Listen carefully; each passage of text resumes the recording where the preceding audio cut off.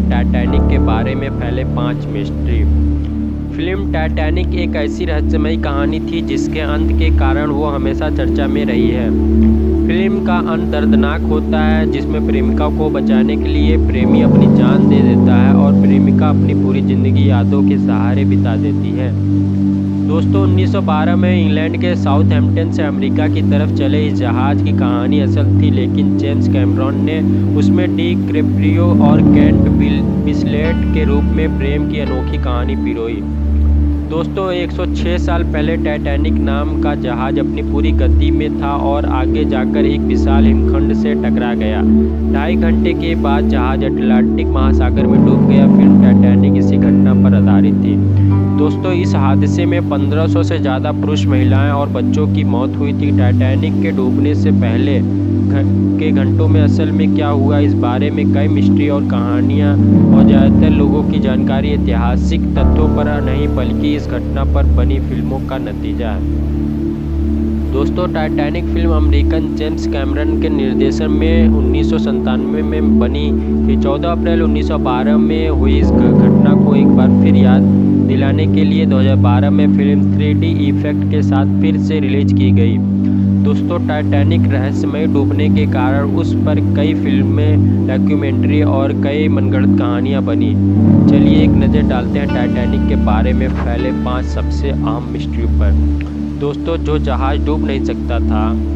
Film Titanic में heroine रोज की मां साउथ इंग्लैंड के एक शहर साउथहैम्पटन बंदरगाह पर खड़े जहाज़ को देखकर कहती हैं, ये है वो जहाज़ जिसके बारे में कहा जा रहा है कि इसका डूबना नामुमकिन है। दोस्तों, लेकिन लंदन के किंग्स कॉलेज के रिचर्ड हावेल्स का कहना है कि टाइटैनिक के बारे में शायद ये सबसे बड़ा मिस्ट्री है। दोस्तों, वो कहते हैं लोग भले ही कुछ भी समझते हों और ऐसे में मिस्ट्री एक कहानी गढ़ने के लिए काफ़ी है, लेकिन जहाज़ की मालिक कंपनी व्हाइट स्टार लाइन ने कभी भी ऐसा दावा नहीं किया था और असल में तो इसके डूबने से पहले तक किसी ने ऐसी कोई बात भी नहीं की थी। दोस्तों, बैंड का आखिरी गीत। विभिन्न टाइटैनिक फिल्मों के यादगार दृश्यों में से एक में जहाज़ के डूबने के समय यात्रियों का मनोबल बनाए रखने के लिए बैंड को संगीत बजाता दिखाया गया है। दोस्तों, बैंड आखिर समय में nearer my God to thee प्रार्थना का संगीत बजा रहा है। फिल्म के मुताबिक इनमें से कोई वादक हादसे में जीवित नहीं बचा। दोस्तों, ब्रिटिश फिल्म इंडस्ट्री के अक्वायर क्यूरेटर साइमन मैकलम कहते हैं कि यह एक बहस का मुद्दा है कि बैंड का अंतिम गाना कौन सा था। ये बताते हैं, कुछ प्रत्यक्षदर्शियों के मुताबिक बैंड उस समय साहस बढ़ाने के लिए लोकप्रिय संगीत के धुनों बजा रहा था। असल में आखिरी धुन कौन सी थी, इस बारे में हम कभी भी पता नहीं कर पाएंगे, क्योंकि 7 वादकों मारे गए। इस प्रार्थना का इस्तेमाल इसलिए किया गया है क्योंकि इससे फिल्म की एक रूमानी छवि बनती है। दोस्तों, कैमरन की फिल्म के सलाहकार के रूप में काम करने वाले और टाइटैनिक हिस्टोरिकल सोसाइटी सदस्य पॉल लाउडेन ब्राउन का कहना है कि 1958 की film A Night to Remember में संगीतकारों का दृश्य इतना अच्छा लगा कि निर्देशन ने इसे दोहराने का फैसला किया।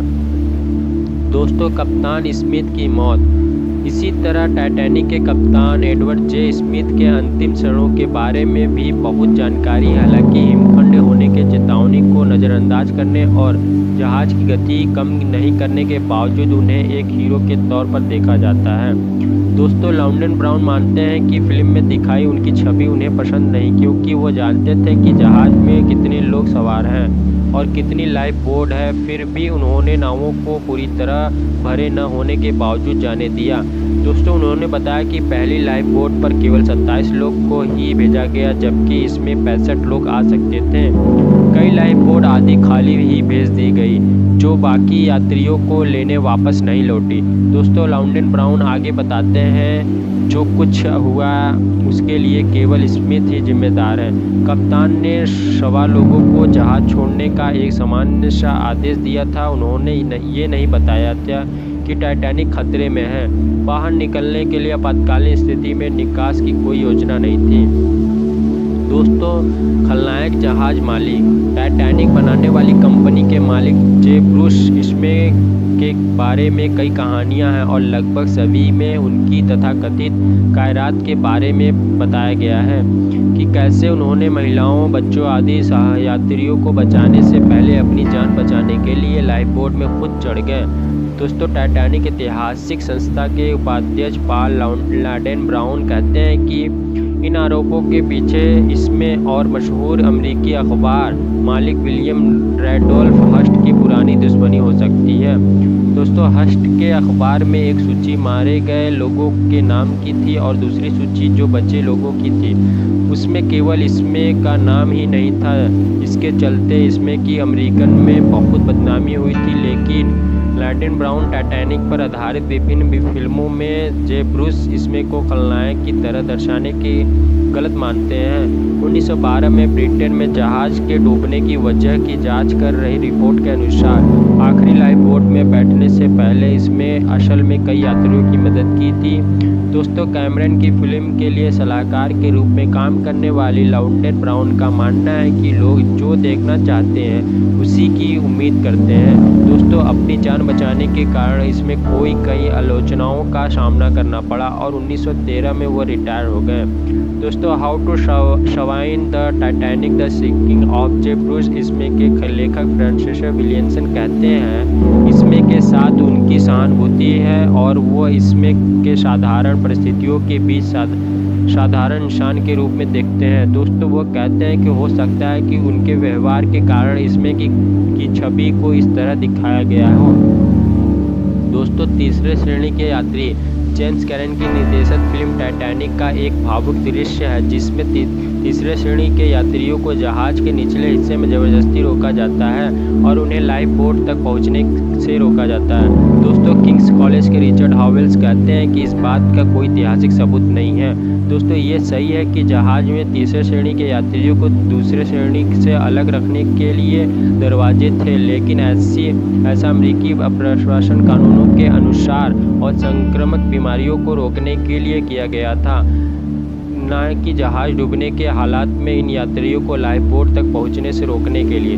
दोस्तों, असल में टाइटैनिक के तीसरे श्रेणी के ज़्यादातर यात्री बेहतर जिंदगी की तलाश में अमेरिका जा रहे थे। दुनिया भर के यात्री थे जिनमें आर्मेनिया, चीन, इटली, रूस, सीरिया और ब्रिटेन के यात्री शामिल थे। दोस्तों, हॉवेल्स बताते हैं कि उन यात्रियों को अमेरिकी कानून के तहत इन्हें एलिस द्वीप पहुंचने पर स्वास्थ्य जांच और अप्रवासन के लिए बाकी यात्रियों से अलग किया गया था। प्रत्येक वर्ग को लाइफ बोट सौंप दी गई थी। दोस्तों, लेकिन ये जरूर था कि जहाज की तीसरे श्रेणी लाइफ बोट नहीं रखे गए थे। तीसरे श्रेणी के यात्रियों को बाहर निकालने के लिए अपना रास्ता खुद ढूंढना पड़ा था। जहाज पर लाइफ बोट पहले प्रथम और दूसरे श्रेणी के यात्रियों की दी गई थी। दोस्तों, बाद में ब्रिटिश जांच रिपोर्ट में पता चला कि टाइटैनिक उस समय अमेरिकी अप्रवासन कानून के तहत काम कर रहा था, इसीलिए तीसरे श्रेणी के यात्रियों जहाज के निचले हिस्से में बंद करके रखने के आरोप गलत साबित हुए। दोस्तों, हालांकि ब्रिटिश जांच में कोई भी तीसरे श्रेणी का यात्री गवाही के लिए नहीं गया था, लेकिन उनका प्रतिनिधित्व W.D. हर्बिसन नाम के वकील ने किया। जब लाइफ बोट पर जाने के आदेश मिले तो उसमें पहले महिलाओं और बच्चों को पहले जाने के लिए कहा गया था, जिसके बाद 115 प्रथम श्रेणी और 147 सेकंड श्रेणी के पुरुष पीछे हट गए थे, जो बाद में मारे गए। अतः इस मामले का कोई सबूत नहीं मिल पाया जिसमें साबित हो सके कि तीसरे श्रेणी के यात्रियों के साथ कोई दोयम दर्जे का व्यवहार किया गया हो। दोस्तों, हालांकि तीसरे श्रेणी के 1/3 से भी कम यात्री बच पाए, लेकिन